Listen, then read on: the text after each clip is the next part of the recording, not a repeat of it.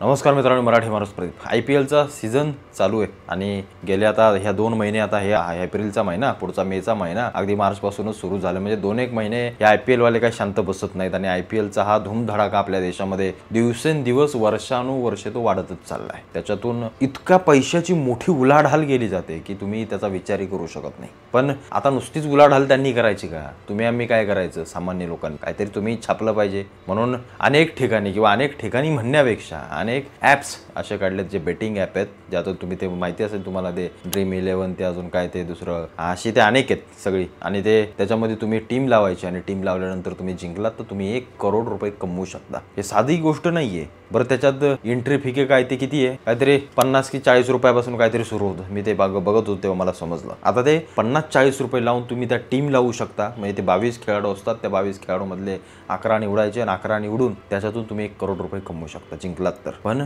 1 करोड रुपये कमवायला तर तुम्ही ह्या बेटिंग ॲपपेक्षा जर असे खरोखर कमवायला गेलात तर अनेक लोकांची हयात जाते, अख्खी 30-32 वर्षाची त्यांची सर्व्हिस जाते त्याच्यामध्ये, आणि तरीही ते 1 करोड कमवू शकत नाही। इतक्या तुटपुंच्या पगारामध्ये काही लोक काम करत असतात। त्यामुळं 1 करोड कमवायला निदान आजच्या घडीला 20-25 हजार जो पगार घेतोय त्याला निदान 15 ते 20 वर्ष तरी लागत असतील। 10 वर्ष तरी नक्कीच पकडा 1 करोड रुपये त्याच्याजवळ साठायला। हा मार्ग इतका सोपा आहे की नुसत्या टीम लावायच्या, बस 1 करोड जिंकलं की जायला आहेतच आपले, रातोरात सगळी नशीबच पालटलं। पण सध्याच्या घडीला या बेटिंग्स ॲपवरती इतक्या भयंकर पद्धतीनं तरुण येत आहेत आणि एवढ्या मोठ्या प्रमाणात इथं पैशांच्या सगळ्या गोष्टी होत आहेत, उलाढाल होत आहेत, ते पाहून तुम्ही थक्क व्हाल।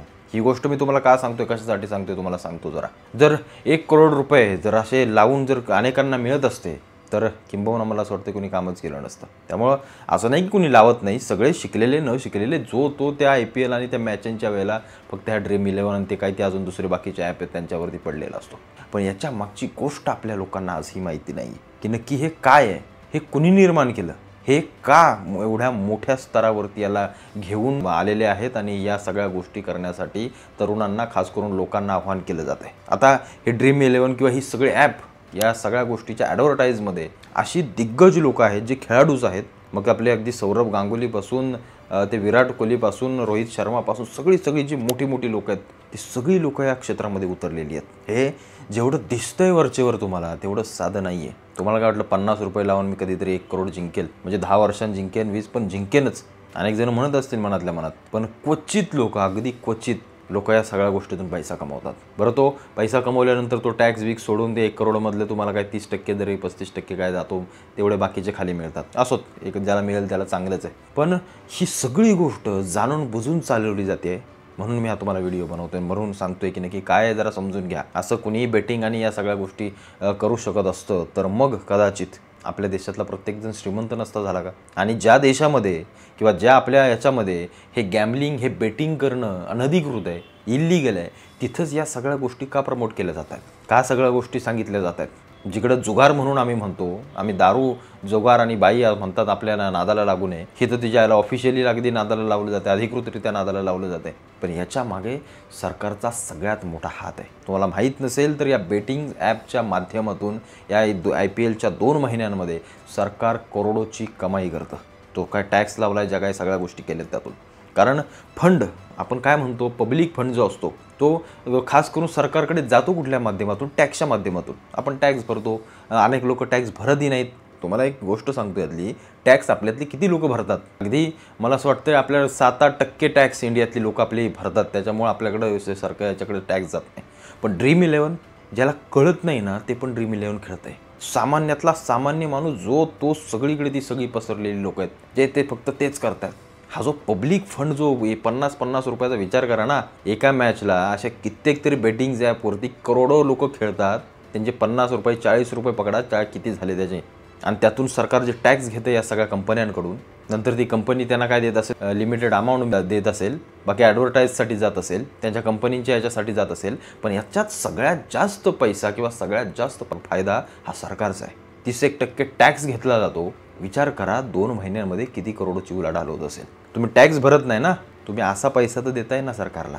एक गोष्ट लक्षात घ्या, असे 50 रुपये लावून करोडपती होता येत असतो तर मग काय जायला, हे असले धंदे सोडून आपण सगळे तेच करत बसलो असतो। आणि करतात, अनेक जण करतात। एक माणूस काहीतरी 50-50, 60-60 टीम लावतो त्याच्यावरती, त्यातली एखादी लागेल म्हणतो, काही जणांचा हा व्यवसाय झाला आहे. दिवसभर ते वही पेन त्या सगळ्या गोष्टी घेऊन ते फक्त तेच करत असतात. त्या सगळ्या गोष्टी चालू असतात. हे क्षेत्र तुम्हाला दिसतंय तेवढं साधं नाही आहे, सोपं नाही आहे. पब्लिकचा पैसा अशा पद्धतीनेही सरकार काढू शकतं, हे लक्षात ठेवा. हे रम्मी बिम्मी खेळा तुम्ही म्हणताय, अरे एका वेळेला चला आपण कधी पत्ते खेळायला बसलो तर घरातले चोपायचे, जुगारे म्हणायचे. पण या सगळ्या गोष्टीला त्यांनी डिजिटल माध्यमातून लोकांपर्यंत नेलं. आणि एक गोष्ट लक्षात घ्या, या सगळ्या ज्या गोष्टी असतात ज्या करमणुकीच्या, ते माणूस सहसा सोडत नाही. त्याला असं वाटतं की चल आज आपण हरलोय ना, उद्या काहीतरी करू, परवा. तो कंटिन्यूस त्या गोष्टीमध्ये अडकत जातो. म्हणून ह्या ॲडव्हर्टाईजच्या मध्ये बघा शेवटी सांगतात ह्याची लत लागू शकते, तुमच्या जिम्मेदारीवर तुम्ही खेळा. पण आपण ते कधी ऐकत नाही. ते सांगतात ते पण एवढ्या स्पीडनं सांगतात की तुम्हाला समजणारही नाही आणि तुम्ही लक्षही देणार नाही. पण हे जे काही चालवलं जातं ना, करोड रुपये कमवा, करोड रुपये कमवा, 3 करोड मिळतील, 1 करोड मिळतील, जे करोडच्या भाषा केल्या जात आहेत ते तुमच्यासाठी नाही केल्या जात आहेत, त्या कंपन्यांसाठी नाही, हे सरकारसाठी केलं जात आहे. करोडोंचा निधी या सगळ्या माध्यमातून सरकार कमवतं. हे BCCI कमवतं किंवा हे सगळे क्रिकेटर्स आणि या सगळी लोक कमवतात. तुम्ही आम्ही 40-40, 50-50 रुपये 2 महिन्यामध्ये नाही म्हणलं तरी 3-4 हजार रुपये प्रत्येकाच्या खिशातून जातात. या सगळ्या गोष्टी तुम्हाला जेवढ्या वाटतात तेवढ्या सोप्या नाहीत. प्रत्येकानं थोडासा अभ्यास करावा या सगळ्या गोष्टींवरती, की हे जुगार, ह्या गॅम्बलिंग, हे बेटिंग, या सगळ्या गोष्टी अधिकृतपणे चालवल्या जात आहेत तुमचे खिसे खाली करण्यासाठी. तुम्ही करोडपती किती झालात का त्याचा विचार करा कधीतरी.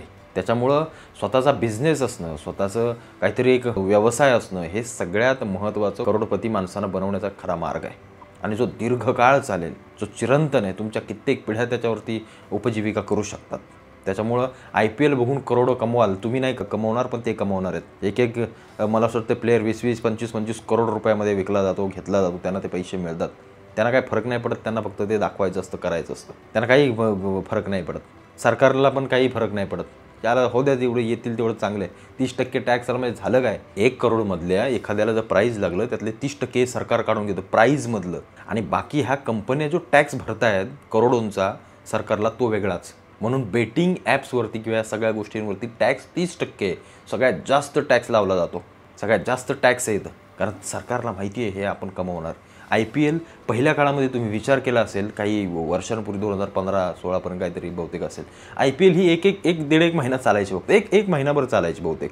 एप्रिलच्या काहीतरी एंडिंगला चालू व्हायची, नंतर संपायची. आता त्याचा पिरियड किंवा ती सगळी गोष्ट ही 2 महिन्यांसाठी केलेली आहे. 2 नाही, 1.5 महिना झाला.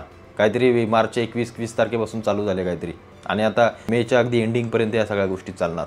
आणि हे फक्त तुम्हाला हे करत ठेवणार, तुम्ही फक्त पैसे टाकत राहा, आम्ही कमवत नेतो. प्रत्येकानं सावधान व्हा, समजून घ्या हे नक्की का चालवलं जातं, काय आहे काय नाही आहे. 50 रुपये लावून, 40 रुपये लावून तुम्ही करोडपती कदाचित व्हाल 10-1 वर्षानंतर. अनेकांना ज्याला भेटले असतील आजूबाजूच्याला, गावातल्याला, इकडच्या तिकडच्याला, तालुक्यातल्याला, जिल्ह्यातल्याला, तुम्हाला वाटत असेल की मीही कमवेन, पण तसं नाही होत. क्वचित एखादा चुकून फासा टाकला जातो, लावला जातो. या सगळ्या गोष्टी ते स्वतः हँडल करतात. त्यांचेच काही अकाउंट असतात, त्यांचेच काही अल्गोरिदम्स असतात जे त्यांनी याच्यामध्ये सेट केलेले असतात, जिथं फारसं क्वचित, आता कसं आहे सगळंच त्यांचं लागायला लागलं तर लोकांनाही समजणार की बाबा काय हेच फसवण्याची गोष्ट आहे. म्हणून क्वचित कधीतरी एखाद दुसऱ्या वेळेला ते लावलं जातं. आणि ते मीडियावाले, खास करून हे पेड मीडियावाले असतात, जे पेड मीडियावाले त्यांचं जाऊन इंटरव्ह्यू घेतात. याला आज ड्रीम 11मधनं 1 करोड लागले. हे पेड असतात का, तर बाबा लोकांना कळावं की हा इथून प्राईज बीज मिळतंय, लोकांना काहीतरी पैसे मिळतात. मग लोक अजून त्या उत्सुकतेने या सगळ्या गोष्टी करू लागतात. समजून घ्या, या सगळ्या गोष्टीच्या मग अनेक गोष्टी बोलण्यासारख्या आहेत. मी जेव्हा अभ्यास करतो मला या सगळ्या गोष्टी समजतात, सापडतात. तुम्ही देखील समजून घ्या, या सगळ्या गोष्टीपासून दूर राहा, बाजूला राहा. स्वतःचा व्यवसाय करा, स्वतःचं काहीतरी बिल्ड करा, एक स्वतःमध्ये एक ताकद निर्माण करा. हे 40-50 रुपये लावून करोडपती होता येत नाही, एवढी फक्त गोष्ट प्रत्येकानं लक्षात ठेवा. आणि तुमचा पैसा तुम्ही कुठं घालवताय याचा देखील विचार प्रत्येकानं करा.